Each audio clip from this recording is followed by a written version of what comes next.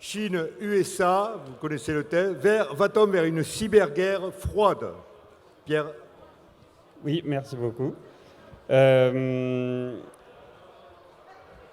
Donc on va s'y mettre doucement. Je tiens avant tout à excuser Julien Nossetti, qui devait être présent parmi nous, mais qui n'a pas réussi à venir à la faute à des virus et à des problèmes de transport. Nous allons donc aborder le thème Chine-États-Unis vers une cyberguerre froide, en partant du principe que c'est un conflit avant tout commercial qui s'est très largement déporté sur des enjeux technologiques. Donc on va beaucoup parler de technologie. L'aspect commercial et ses conséquences seront évoqués dans un débat au Village du Monde dimanche matin à 10h30. Là, nous allons parler technologie et 5G. Alors, le conflit, il s'est envenimé au point que les États-Unis font pression sur leurs alliés contre la Chine et pour les forcer à se détourner de Huawei. Et Huawei, c'est le cas emblématique de ce conflit.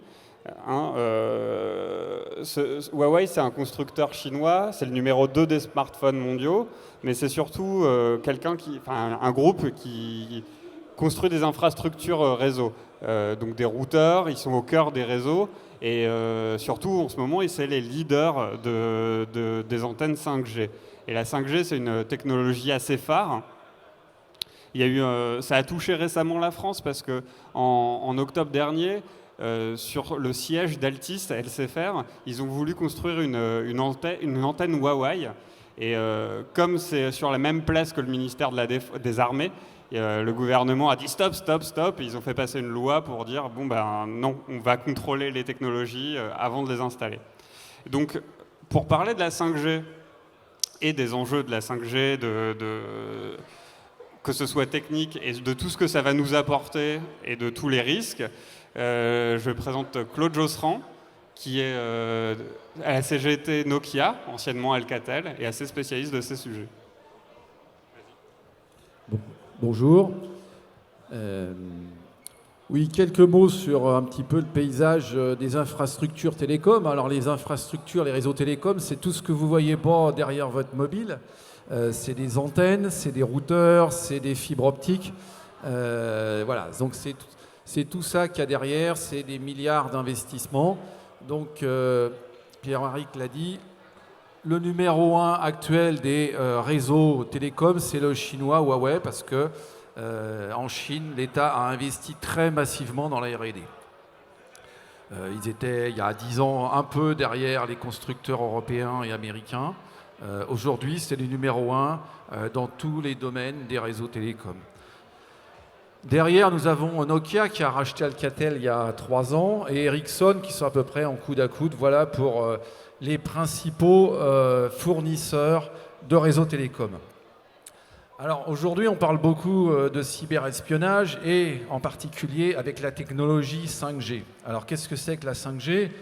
Bon, je ne vais pas rentrer dans les détails techniques, mais c'est une technologie qui va permettre des débits 10 fois supérieurs à ce qu'on connaît aujourd'hui avec la 4G, mais surtout qui va pouvoir permettre de connecter des milliards d'objets connectés tels que des voitures, des bus, des usines, des robots, des appareils de santé, des caméras, etc. etc. Et le problème, c'est qu'aujourd'hui, seulement 2% de ces objets connectés sont sécurisés. Donc il y a des enjeux de sécurité assez forts avec tous les objets connectés que l'on envisage de connecter grâce à la technologie 5G. Mais je vous laisse imaginer les conséquences d'une intrusion, d'une cyberattaque sur une voiture connectée ou pire sur des opérations de cybermédecine. Ce qui change aussi que cette technologie, ça c'est un petit peu plus technique, mais c'est que les logiciels qui gèrent tout le routage de vos données, des communications à travers les réseaux, étaient jusqu'à maintenant centralisés dans des serveurs. Et maintenant, cette technologie s'applique sur ce qu'on appelle le network slicing, c'est-à-dire qu'on découpe ces gros logiciels en micro-logiciels, enfin ou en logiciels plus petits, qui sont implantés dans des serveurs un peu partout sur la planète.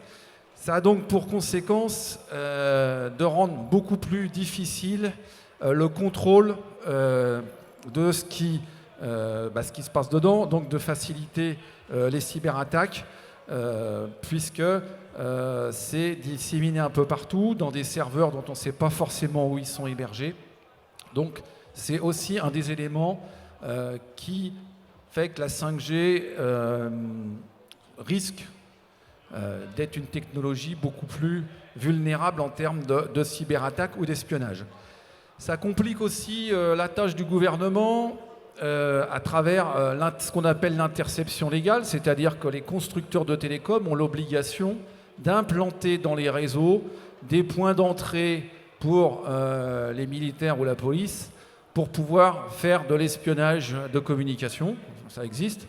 Alors il y a des règles judiciaires, mais les constructeurs ont l'obligation d'implanter ces modules d'interception qu'on appelle d'interception légale. Donc voilà. Et avec la 5G, avec ce système de découpage des logiciels stockés un peu partout, ça complique aussi la tâche. C'est pour ça que la 5G fait partie des grands enjeux et que des pays tels que les États-Unis ont fait le choix d'interdire aux constructeurs Huawei d'installer des réseaux 5G sur son territoire.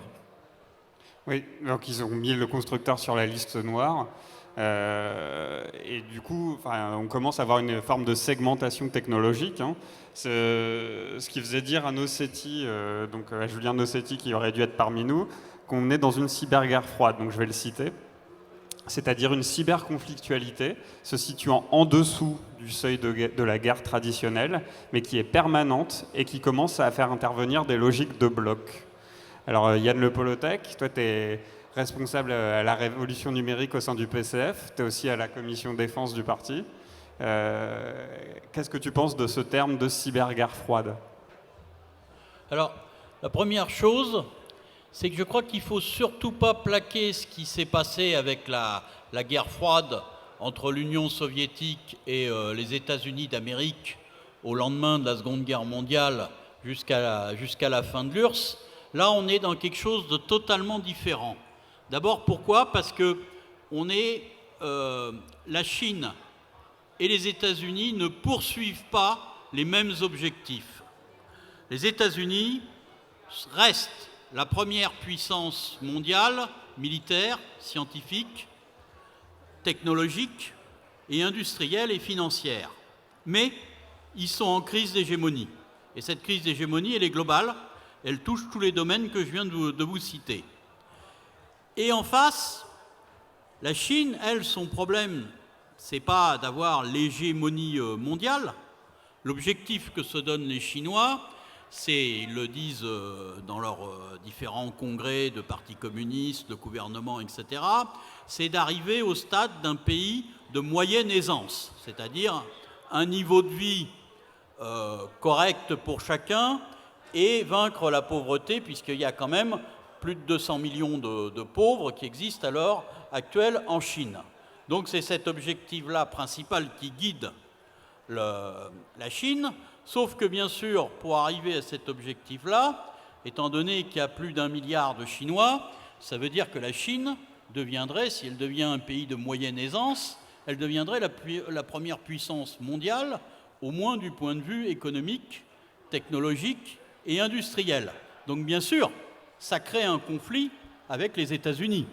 D'autant plus que les États-Unis, dans toute leur histoire, ont toujours été extrêmement agressifs dès qu'il y avait une puissance ou un pays qui remettait en cause leur hégémonie du point de vue d'une technologie. Et généralement, ils vont très loin.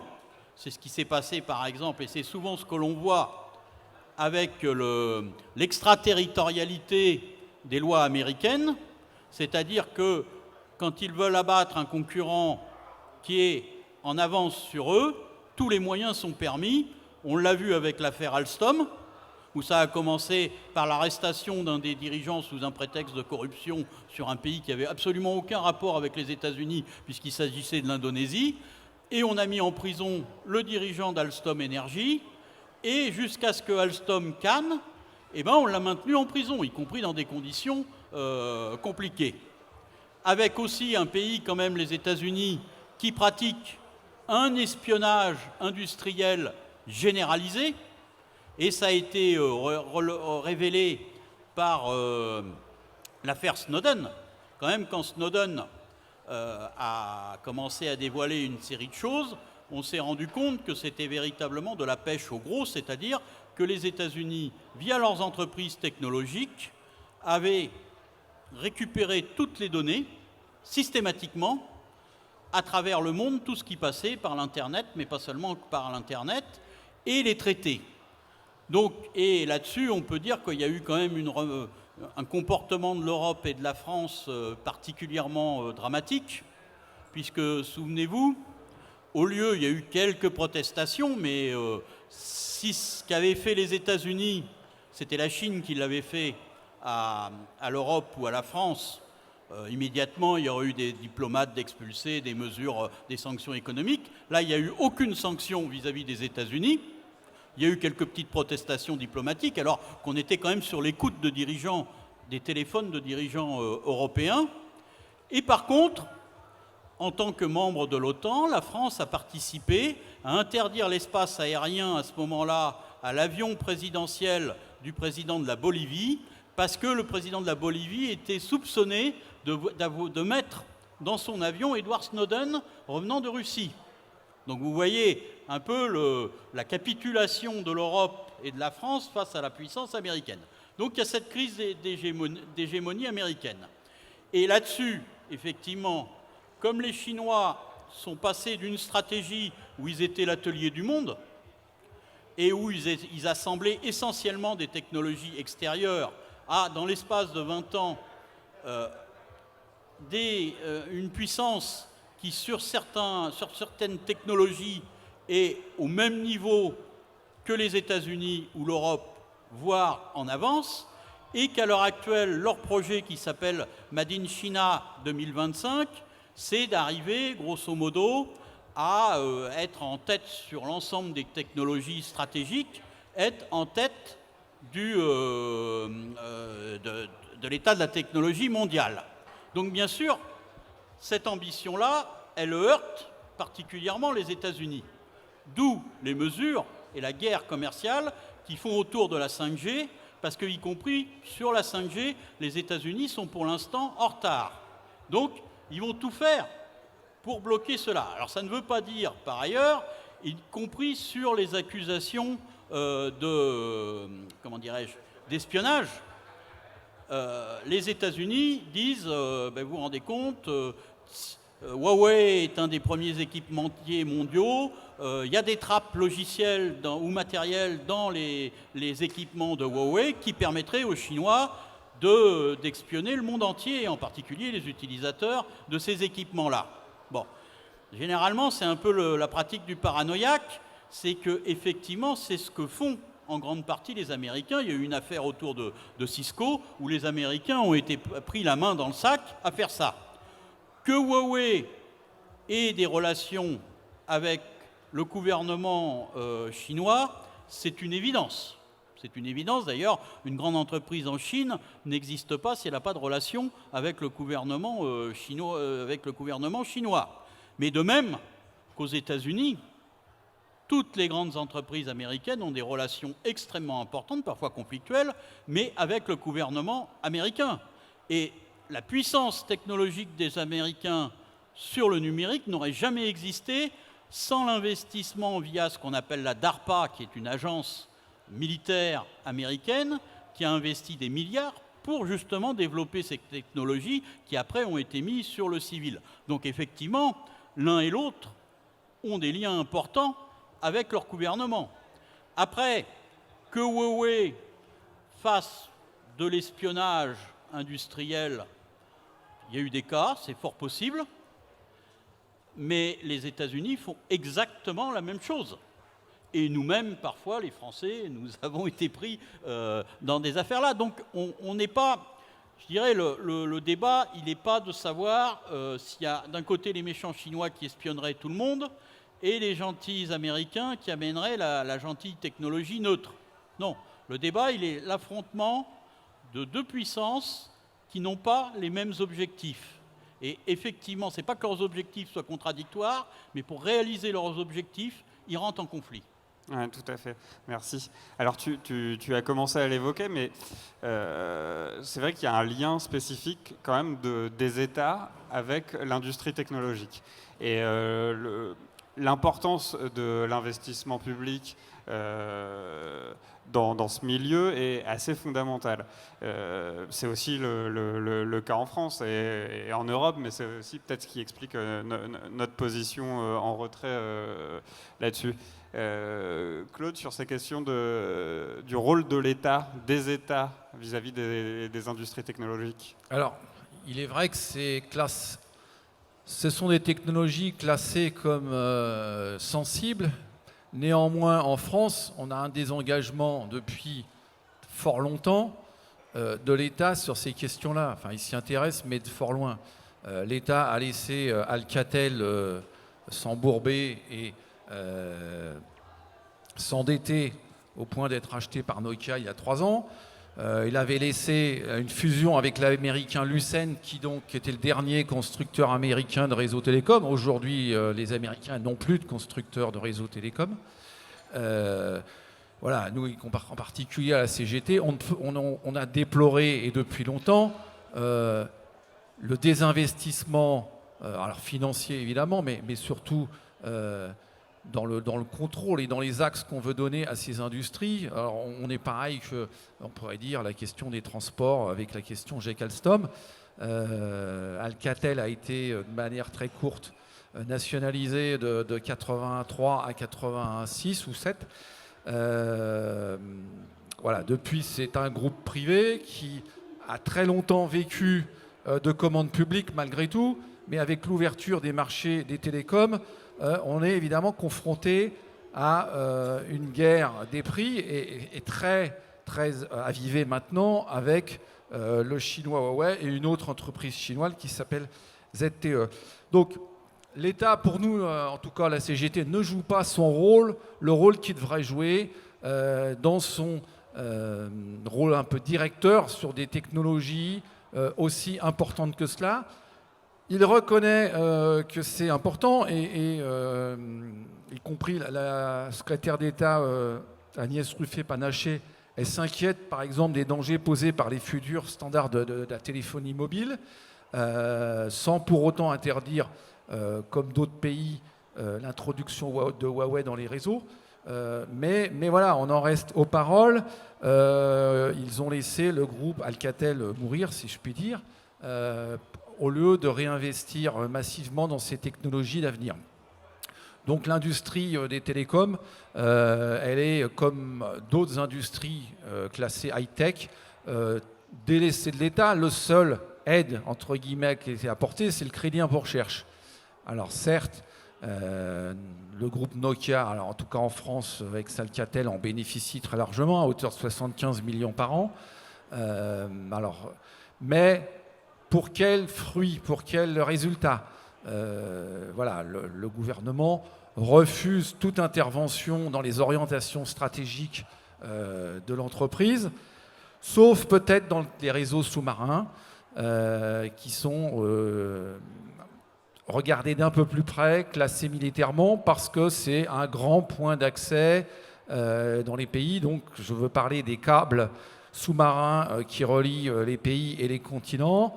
Il y a une des filiales ex-Alcatel qui s'appelle toujours Alcatel Submarine Network, qui est numéro 1 mondial dans la pose et l'exploitation de câbles avec tous les équipements d'électronique qu'il y a au fond de la mer et de chaque côté. C'est à peu près la seule filiale que le gouvernement regarde encore de près pour qu'elle ne soit pas dépecée et vendue aux enchères à n'importe qui. Merci, oui. Alors, Yann l'évoquait tout à l'heure, c'est vrai qu'il y a un grand lien entre les entreprises chinoises et le gouvernement chinois, mais c'est vrai aussi qu'il y a une grande proximité entre le gouvernement américain et les grandes entreprises américaines. On peut se souvenir par exemple que Google avait passé un contrat avec le Pentagone où quand on devait prouver qu'on n'était pas un robot sur les CAPTCHA, il fallait...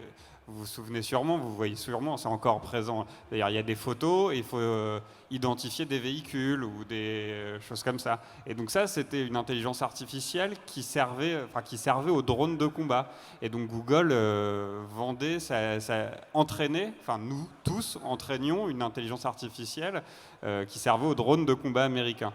Et donc ça, c'est un peu une forme de petite résistance qu'il y a aux États-Unis, c'est que les salariés de Google, à un moment, se sont dit non, c'est plus possible qu'on fasse ça.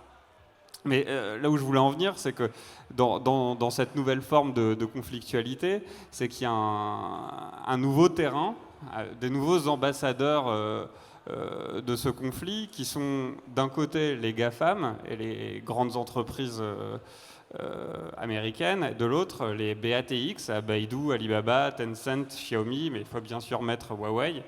Et c'est un peu quand même une évolution d'une conflictualité de pôle comme ça. Yann ? Oui, je pense que c'est très important ce que tu viens de soulever parce que d'abord, il y a vraiment un enjeu pour notre pays et pour l'Europe.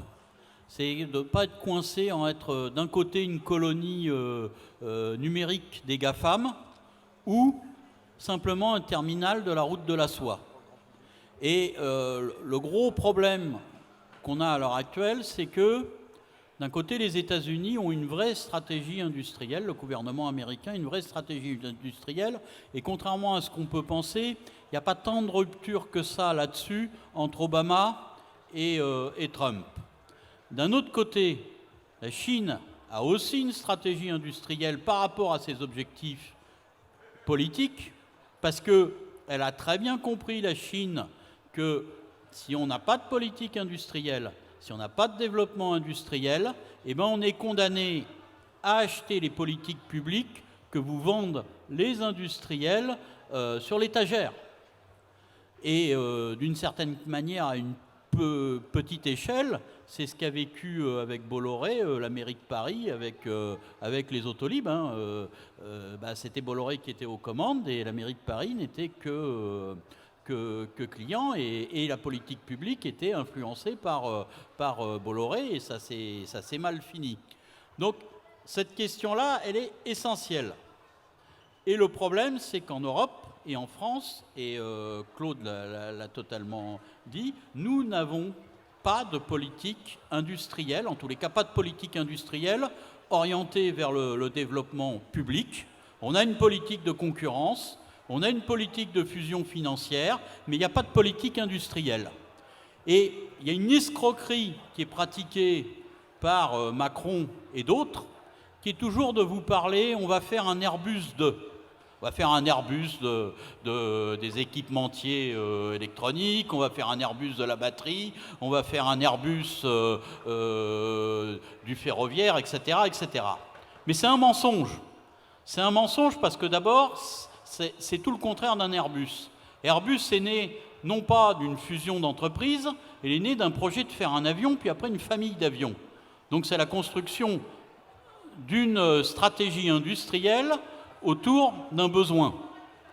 Là, tout ce qu'on appelle Airbus 2, ce sont des fusions-acquisitions entre des entreprises, généralement qui produisent à peu près la même chose, donc ça se termine généralement très mal pour une partie des salariés, voire tous les salariés, et ça conduit à un échec industriel. On l'a vu dernièrement avec Alstom Energy et General Electric, on l'a vu avec l'ingénierie, avec Technip, et on le voit aussi dans les équipements télécoms. Donc il y a cette question-là, elle est essentielle. Et puis il y a un troisième acteur maintenant, qui est les GAFA, qui a aussi une stratégie industrielle et politique, qui est très liée aux États-Unis, mais qui parfois peut rentrer en conflit avec les États-Unis. Parce que d'abord, idéologiquement, ce sont des libertariens, donc qui refusent en partie l'État fédéral, et deuxièmement, ils ont une stratégie qui est complètement mondiale, qui ne correspond pas toujours à la stratégie américaine, qui est plutôt une stratégie impériale. Donc il y a à la fois coopération, mais à certains moments il y a conflit, y compris conflit pour des raisons commerciales, parce qu'il y a ce que tu disais avec pour être un GAFAM, il faut avoir une bonne réputation, et avoir une bonne réputation, ça se soigne. Si Google, ils ont arrêté ça, c'est parce qu'ils commençaient à avoir une mauvaise réputation. Si Apple a refusé de donner les codes pour percer ses téléphones au FBI dans des affaires de tuerie, etc., c'est parce qu'elle ne voulait pas avoir la réputation que ces téléphones étaient visibles par le gouvernement américain. Alors, dans la réalité, il est quand même visible, mais à certains moments, il y a à la fois contradiction, coopération, mais aussi conflit. Donc je pense qu'il faut voir ces trois choses. Et là, derrière ça, pour nous, c'est l'exigence absolue d'avoir une politique industrielle en France et en Europe, parce que si on n'a pas de politique industrielle, je vous le dis, on n'aura pas de politique publique. En tous les cas, pas celle que le peuple français choisira. Oui, l'absence de politique publique, c'est vrai qu'on la déplore de stratégie industrielle depuis longtemps. Elle est liée aussi à la faiblesse des investissements en recherche et développement en France et en Europe. Huawei n'est pas arrivé numéro 1 mondial des réseaux de télécom qu'en copiant les Européens et les Américains. C'est bien parce qu'il investit très massivement dans la recherche et développement, ce que ne font pas les gouvernements européens. Oui, on est en perte d'indépendance, ne serait-ce que pour revenir dans les puces qui sont dans les téléphones, dans les circuits intégrés. Pour les fameux mobiles 5G qui ne devraient pas tarder à apparaître, les seuls qui sont aujourd'hui sur le marché, ils sont de marque Samsung. On est tributaire d'une puce américaine Qualcomm, que nous, on doit utiliser, y compris pour faire des tests de ces fameux réseaux. Mais voilà, Qualcomm, c'est une société californienne. En Europe, on n'a pas un seul fondeur de circuits intégrés pour mettre dans nos téléphones futurs 5G. Par contre, Huawei, il est en train de finaliser le développement de circuits intégrés pour les téléphones mobiles 5G. Voilà, donc ça, c'était juste pour illustrer qu'on est dépendant industriellement, économiquement, quand même énormément, y compris de sociétés américaines, et dès la base de l'électronique, à savoir à travers les circuits intégrés. Yann parlait aussi que les GAFAM, c'est-à-dire les Google, Amazon, Facebook, Apple et Microsoft, tentent de plus en plus de se substituer aux États dans un tas de domaines. Et moi, j'en prendrais pour exemple sur les réseaux télécoms eux-mêmes. Ils sont en train de bâtir des réseaux télécoms à la place des opérateurs classiques, des France Télécom, des Deutsche Telekom, des Verizon pour les États-Unis. Eux-mêmes investissent en particulier dans les réseaux sous-marins. Ils créent leur propre réseau, quitte à sous-louer du trafic derrière. Mais on voit que dans tous les domaines, ils cherchent à investir à la place des États, parce qu'ils estiment qu'il y a de l'argent à se faire. On le voit aussi, ils veulent remplacer l'État dans les monnaies maintenant.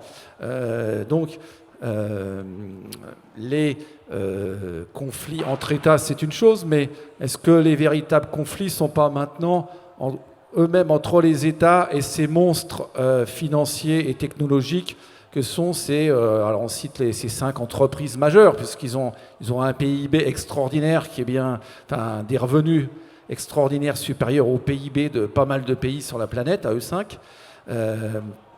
Donc voilà, est-ce que les conflits maintenant, c'est pas plutôt avec ces multinationales type GAFAM? Oui, tout à fait. Alors, autre point, alors on va refaire un peu de prospective. Je vais citer du Julien Nossetti pour vous faire réagir dessus.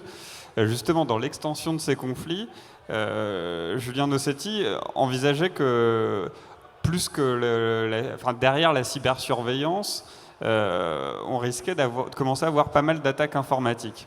Et donc, il disait pour 2 raisons. D'une part, la 5G. Tu as très bien expliqué que comme la 5G, ça va équiper énormément d'infrastructures techniques, mais donc plus que les simples télécommunications, ce sera aussi dans les réseaux énergétiques, dans les bases industrielles, les technologies de défense, les hôpitaux. Ce sont des infrastructures critiques qui peuvent être victimes d'attaques. Et aussi, lui, il évoquait aussi les recherches énormes que ces deux pays font en termes d'intelligence artificielle. Et notamment pour éviter les conflits ouverts, que l'intelligence artificielle, ça deviendra finalement une autre forme, notamment d'investissement, mais aussi d'utilisation comme une arme informatique dans le cas de cyberattaques, qui serait peut-être, lui, il faisait dans sa métaphore avec la guerre froide, ce serait l'intelligence artificielle, ce serait un peu l'atome de demain. Yann, un avis là-dessus ? C'est beaucoup la manière dont les Américains conçoivent la guerre, et cette manière-là, elle est très symptomatique du capitalisme, c'est-à-dire de considérer que le problème c'est l'homme, et il faut remplacer le plus possible l'homme par la technologie, donc automatiser ou superviser la guerre. C'est-à-dire que de plus en plus, avoir des technologies où l'homme ne soit que contrôle que ce que font les armes, mais que ce soit les armes à partir de technologies d'intelligence artificielle ou autres, qui prennent la décision. C'est pas totalement vrai, parce qu'il y a un contrôle humain, mais l'homme est relégué au rôle de contrôleur et pas nécessairement d'acteur.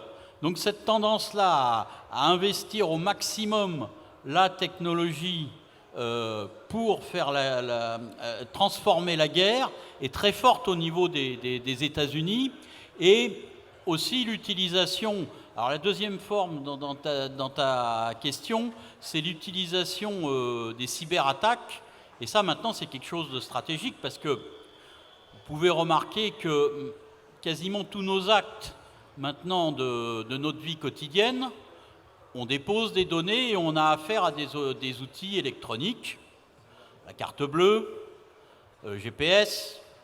Il y a de plus en plus de choses, on ne le sait pas, mais qui marchent avec des GPS.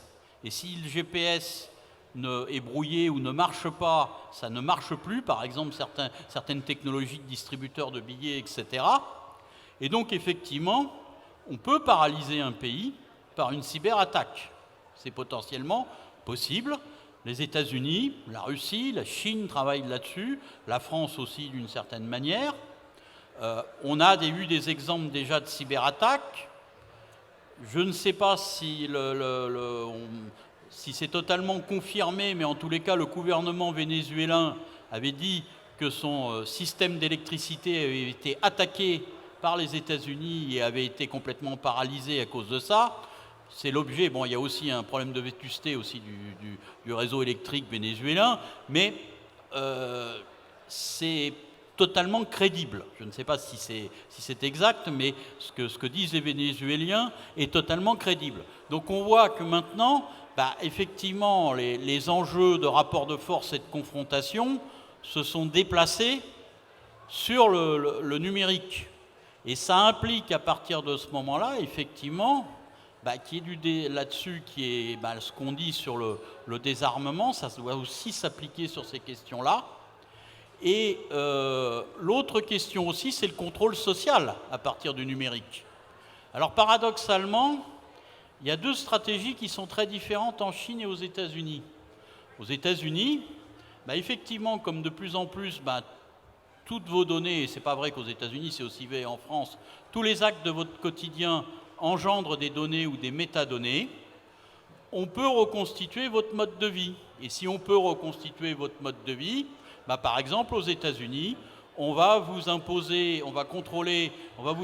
des capteurs sur vous, et votre assurance de santé, elle ne sera pas la même si vous picolez, vous fumez, vous faites pas de sport, vous payerez un maximum d'assurance de santé. Et par contre, si vous avez un mode de vie entre guillemets sain, vous payerez moins d'argent d'assurance de santé. Alors, c'est vendu ça en disant, mais vous inquiétez pas, après tout, c'est pas normal que vous payiez pour un risque que vous n'avez pas. Mais derrière ça, c'est la destruction même de la conception de sécurité sociale, parce que la conception de sécurité sociale, c'est le partage du risque par toute la population, c'est pas l'individualisation du risque. Donc ça, il y a un problème de contrôle social de ce côté-là. En Chine, c'est un autre type de contrôle social, c'est-à-dire qu'on a, par rapport, comme maintenant de plus en plus, ils mettent tout sur de l'électronique et sur une seule et unique carte électronique, aussi bien son compte en banque que son assurance de santé, que son identité, et bien si vous êtes pris à faire des actes illégaux, on vous enlève des points sociaux, et ces points sociaux, ça fait que par exemple vous ne pouvez plus voyager en train, vous ne pouvez plus voyager en avion, vous êtes interdit dans telle ou telle ville. Donc on voit que c'est pas le même type de processus de contrôle social, mais d'une certaine manière, ça revient exactement au même. Et là-dessus, il y a besoin de travailler une reprise en main, je dirais, et j'ai fait un petit article hier dans l'UMA là-dessus, une reprise en main des données personnelles, mais d'une manière sociale. C'est pas parce qu'elles sont les deux, ça ne doit pas être traité d'une manière individuelle, parce que sinon ce sera toujours David et Goliath. Ça doit être traité d'une manière collective. Claude ?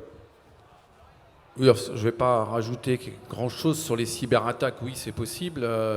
Pensez aujourd'hui, dans des entreprises technologiques comme la mienne, on utilise constamment l'ordinateur. La moindre panne de réseau ou d'électricité, je peux vous dire que c'est plus efficace que n'importe quelle grève. Là, tout le monde est bloqué, ne travaille plus et rentre chez soi. Donc oui, il faut y prendre garde. C'est dans le domaine du possible. Et c'est vrai que ces questions de sécurité des réseaux ne sont pas anodines, y compris dans les conséquences qu'elles pourraient avoir dans notre vie quotidienne. Alors, quelques mots sur l'intelligence artificielle. Ça peut ouvrir des perspectives phénoménales pour le meilleur comme pour le pire. C'est un peu comme dans toutes les technologies. Je ne sais pas si on va développer cet aspect, mais et c'est quand même beaucoup basé aussi sur le traitement de vos données personnelles. C'est ce qu'on appelle le big data. Le big data, c'est-à-dire qu'aujourd'hui, on a des calculateurs qui sont capables de croiser et tout un tas de fichiers et d'extraire des informations vous concernant. Et je pense qu'en effet, la reprise en main citoyenne sur toutes ces données est un vrai enjeu. Il y a une loi, la loi RGPD, dont vous avez dû entendre parler, qui a tenté de mettre quelques barrières à l'utilisation des données personnelles. Néanmoins, on est pisté, fliqué de partout, ne serait-ce qu'à partir de son téléphone, sur sa présence, à chaque fois qu'on rentre ces données. Et il y a un autre aspect, c'est que tout ce qu'on effectue en rentrant nos données, moi je le vois sous l'aspect de l'emploi, c'est du travail non rémunéré qu'on est en train d'effectuer nous-mêmes. Alors on le voit bien avec les caissières remplacées par des machines automatiques à scan, mais quand vous rentrez vous-même votre déclaration d'impôt, c'est une forme de travail qu'on vous reporte sur vous, et on peut en trouver des tonnes comme ça. Les fameux GAFAM, leur rêve, en particulier Amazon est en pointe là-dessus, c'est que on n'ait plus d'interface humaine à partir du moment où vous passez une commande, que tout soit 100% automatique, y compris dans ces entrepôts, jusqu'à la livraison, qu'il n'y ait quasiment plus d'intervention humaine. Aujourd'hui, on a beau faire des robots de plus en plus intelligents, heureusement, je dirais entre guillemets, ça se grippe de temps en temps, on a encore besoin un petit peu d'intervention humaine, mais les possibilités technologiques sont quasi infinies avec l'intelligence artificielle.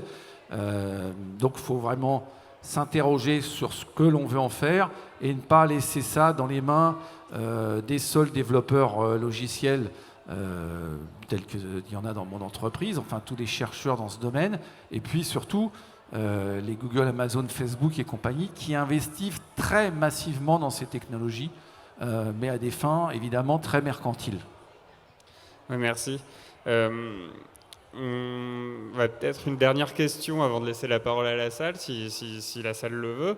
C'est est-ce que quelqu'un peut gagner ce conflit entre la Chine et les États-Unis. On voit qu'aujourd'hui, ça déborde. On en parlait en amont. On en trouve des traces à Hong Kong aujourd'hui, dans le conflit à Hong Kong. On en parlait avec Yann. Est-ce qu'il peut y avoir un vainqueur ou est-ce qu'il n'y aura que des perdants? Yann? Moi, je pense qu'en tous les cas, il ne peut y avoir que des perdants du côté du peuple chinois et du peuple américain. Parce qu'effectivement, d'abord, il y a une première question, c'est qu'on est, comme la mondialisation de la production a changé de forme par rapport à ce qu'était là. Il y avait déjà des mondialisations au XXe siècle, mais là, on a une telle intégration et une telle mondialisation de la production. Quand on dit que, par exemple, une voiture est allemande, c'est beaucoup plus compliqué que ça. Elle a peut-être été assemblée en Allemagne, mais elle a peut-être un logiciel de Thales avec une électronique d'un autre pays, avec à l'intérieur de cette électronique d'un autre pays des puces d'un autre pays. Elles-mêmes, ces puces ont été conçues par un logiciel fait par un autre pays. Il y a une telle interpénétration dans le système de production tel qu'il existe à l'heure actuelle que les mesures protectionnistes risquent d'avoir des effets complètement incontrôlables. Et c'est y compris au sein même des États-Unis par rapport à ce que fait Trump. Il commence à y avoir même des entreprises comme les GAFA qui commencent à dire « oulala », par exemple Apple, c'est beaucoup plus compliqué que ça, faisons attention, vous allez complètement désorganiser la chaîne de production. Donc, je pense que c'est comme toute guerre, qu'elle soit commerciale ou physique, ça risque d'être ravageur pour tout le monde et en particulier les salariés, pas pour les financiers. Ça, c'est une autre question. Après, la deuxième chose par rapport au pouvoir pendant qu'il y a cette guerre entre les États, il y a effectivement une montée en puissance de ces grandes entreprises mondiales. Et ces grandes entreprises mondiales, elles essayent d'enfermer les gens dans leurs univers. Toutes ces plateformes sont très différentes, mais elles ne visent qu'une seule chose, c'est le monopole. Et elles visent, et c'est totalement l'inverse de l'esprit d'Internet, elles visent à vous enfermer dans leur univers. Amazon, son but, c'est que vous achetiez Amazon, c'est que vous regardiez des vidéos Amazon, c'est que vous utilisiez un téléphone Amazon, vous vous déplacez, vous voyagez, vous faites du tourisme Amazon. C'est vrai de Facebook, y compris avec la fameuse monnaie que veut faire Facebook, mais Amazon a aussi les mêmes projets. Exemple de Facebook avec l'Inde. Ils ont voulu, ils se sont dit, il y a X centaines de millions d'Indiens qui n'ont pas accès à Internet. Nous, on est prêt à vous mettre une constellation de satellites, à offrir à ces Indiens l'Internet gratuitement.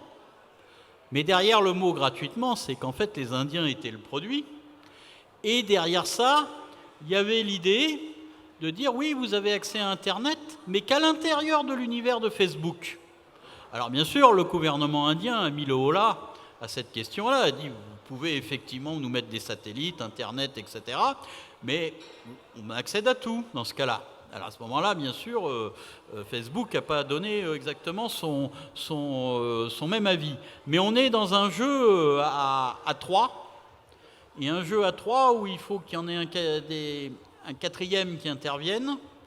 C'est l'intervention populaire, et l'intervention populaire, elle doit être mondialisée. Elle doit être d'autant plus mondialisée, c'est que maintenant, toutes les grandes entreprises, y compris Huawei, ont une base nationale, mais ont des centres de production et de recherche un peu partout sur la planète. Et ce que disait Claude, c'est totalement vrai.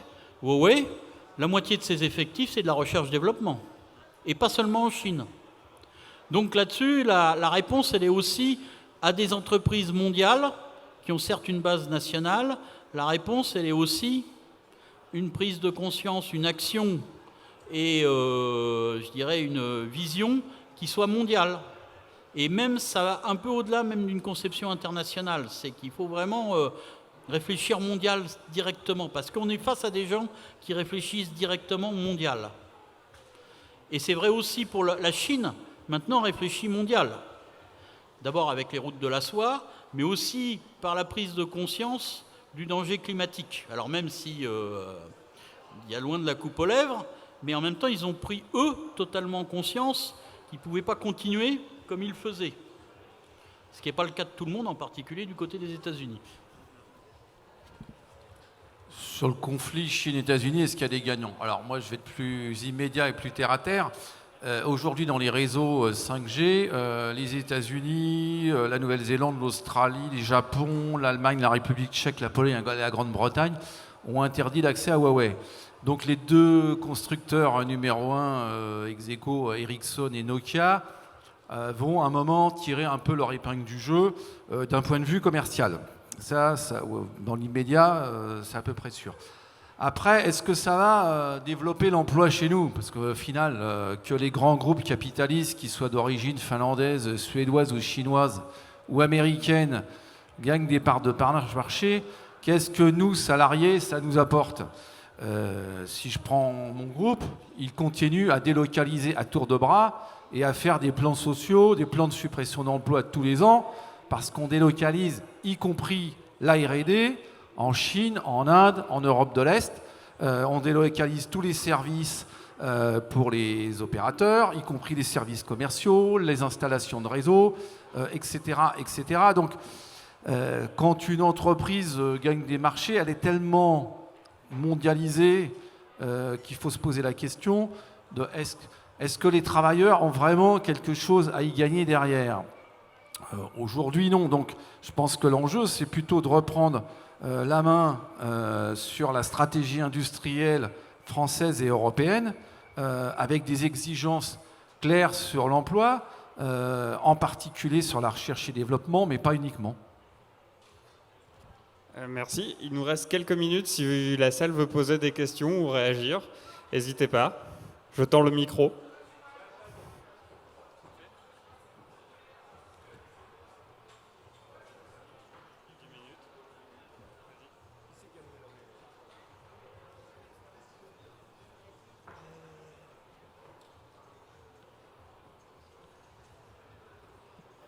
Oui, le point de départ, c'est la guerre par d'autres moyens. Quand on aborde la question des GAFAM, on est sur des entreprises de base états-uniennes, et on rentre éventuellement dans les technos. Mais il y a tout l'aspect guerre idéologique. Il ne faudrait pas qu'on se réduise aux groupes et à leur technologie. Je pense par exemple qu'un groupe comme Netflix rentre dans ça serait une extension des GAFAM, mais dans un autre domaine. Donc, je pose la question, est-ce que on voit bien et on essaye d'être actif en avance sur ce qui est en train de se mettre en place en termes de guerre idéologique tout de suite? Oui, tu as raison. Concernant Netflix, d'ailleurs, quand on dit les GAFA, c'est toujours un peu réducteur parce qu'il faudrait rajouter les NATU, c'est-à-dire Uber, Netflix, Tesla, j'en oublie un, Airbnb, et puis il y a... bon, je dois en oublier un, et y compris ces entreprises, elles agissent terrain idéologique. Elles ont une idéologie, elles ont une conception du monde qui n'est pas du tout la nôtre. Ils ont une conception du monde, ce qu'on appelle un peu solutionniste, c'est-à-dire l'homme est le problème, il est mal fait, c'est très inspiré du transhumanisme, il faut le débugger et il faut, en fait, à un problème, il y a une solution technologique. On évacue, on essaye au maximum d'évacuer la question de dépolitiser. Il y a une volonté, une bagarre pour dépolitiser tous les problèmes. Tous les problèmes. Par exemple, l'obésité, c'est vécu par ces entreprises-là comme non pas un problème social, un problème politique, un problème de politique de santé, c'est vécu comme de mauvais comportements individuels. Donc on va vous mettre des capteurs, on va vous punir si vous avez un mauvais comportement individuel sur l'obésité. C'est vrai aussi, et c'est assez scandaleux, des grandes entreprises comme des GAFAM ont proposé à leurs cadres féminins, se sont rendus compte que généralement les femmes avaient tendance à enfanter entre 20 et 35 ans, et ils leur ont proposé, que c'était le moment où elles étaient intellectuellement le plus productif, selon eux, et ils ont proposé la congélation des ovocytes à leur cadre, au lieu de proposer justement les conditions d'avoir une véritable égalité de carrière par rapport à leurs homologues masculins. Donc on voit à chaque fois, il y a cette volonté d'exclure la question politique, d'exclure la question de l'homme. Et après, tu as totalement raison, c'est qu'ils vont sur le terrain culturel. Ce sont des entreprises maintenant culturelles. Et c'est d'autant plus important que quand on parle d'intelligence artificielle, il ne faut jamais oublier que l'intelligence artificielle, un logiciel d'intelligence artificielle, ce qui compte, ce n'est pas l'algorithme, c'est l'apprentissage de ce logiciel d'intelligence artificielle. Et cet apprentissage, c'est aussi une vision du monde. On s'est rendu compte aux États-Unis, où ils ont le record Newman de prisonniers, comme ils n'avaient pas assez de juges, ils ont décidé de faire une intelligence artificielle qui déciderait des libérations anticipées ou pas. Et on s'est rendu compte par rapport à des juges humains, les juges artificiels reproduisaient d'une manière complètement exacerbée tous les préjugés racistes. C'est-à-dire que si vous étiez afro-américain ou chinois ou autre, par rapport à un blanc, vous aviez 10 fois plus de chances de ne pas pouvoir sortir de prison qu'avec un juge en chair et en os. Parce que justement, à l'intérieur de l'apprentissage et des jeux de données qui ont servi à entraîner l'intelligence artificielle, il y avait un certain nombre de biais idéologiques. Donc bien sûr, la question culturelle, elle est au cœur même de ces industries. Il est question de la vision du monde. Je vais juste donner un autre exemple. C'est sur la justice. Le gouvernement envisage d'utiliser l'intelligence artificielle pour régler un certain nombre de conflits de manière automatique, alors sous couvert de désengorger les tribunaux. Donc, essayer de nous présenter ça comme une avancée.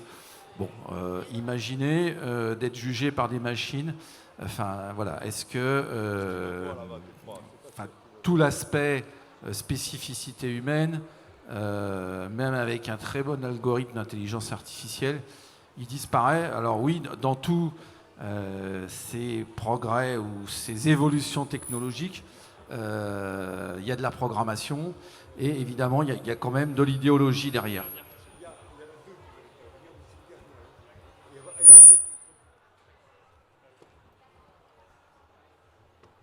Ouais, je voulais juste enfoncer le clou par rapport à ce que disait Yann au début, le principe du sans friction. C'est vachement important, ça aussi, dans l'idéologie de la start-up en général, en fait. Et éviter les conflits, c'est éviter la dialectique, en fait. C'est dépolitiser. Finalement, c'est une idéologie qui dépolitise pour éviter de se poser justement des problèmes. Autre question ?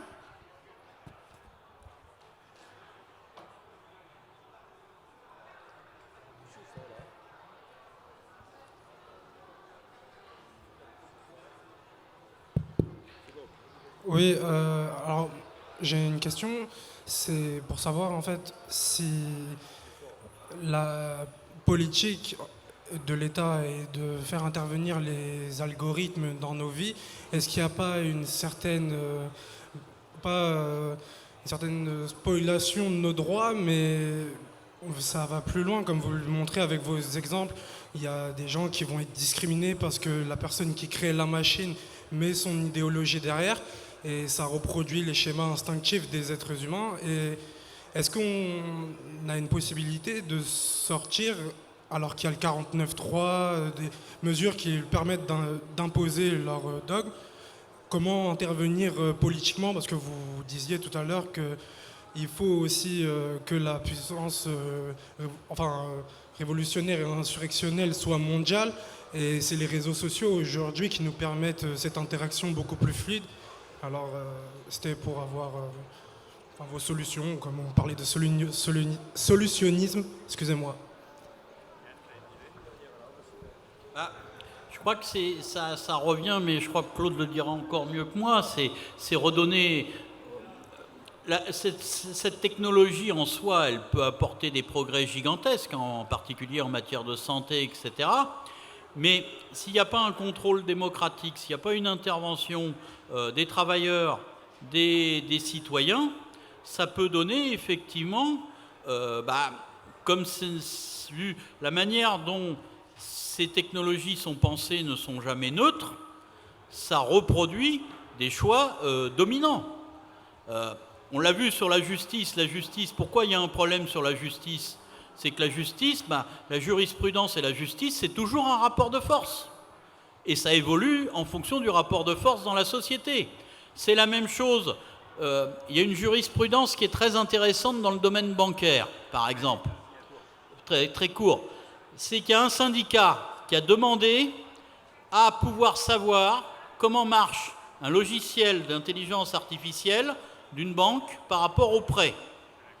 Ils ont demandé à pouvoir l'auditer pour intervenir en tant que travailleur sur la politique de la banque. Et ça, je pense que c'est très important. Il faut se saisir de ces questions-là. Dernière question. Bonjour. Le porte-avions Charles de Gaulle revient de manœuvres en mer de Chine contre la Chine avec les marines américaines, néo-zélandaises et australiennes. Comment se fait-il que ça n'entraîne pas plus de protestations, de nous voir entraînés dans une sorte d'encerclement de la Chine?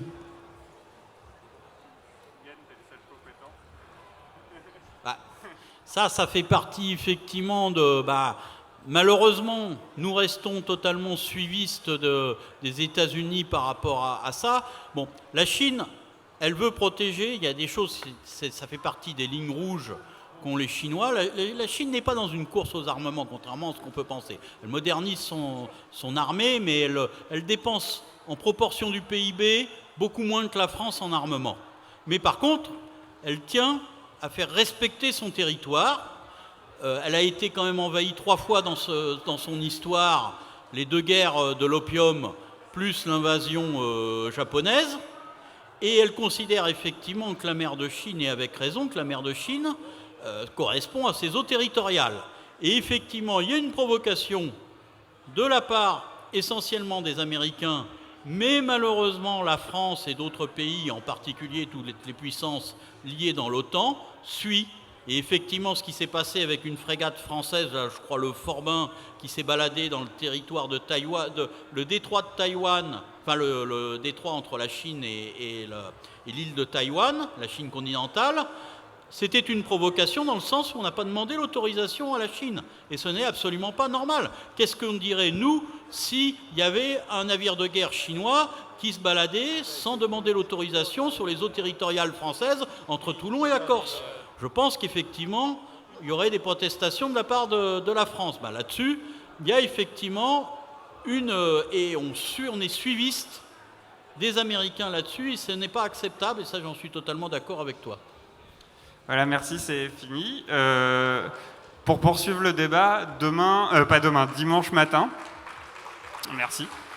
Dimanche matin, donc le volet économique au Village du Monde à 10h30, où on reparlera de la Chine et des États-Unis, mais sur l'aspect vraiment économique et de ses conséquences économiques.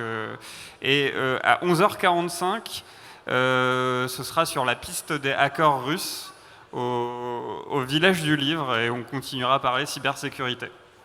Merci.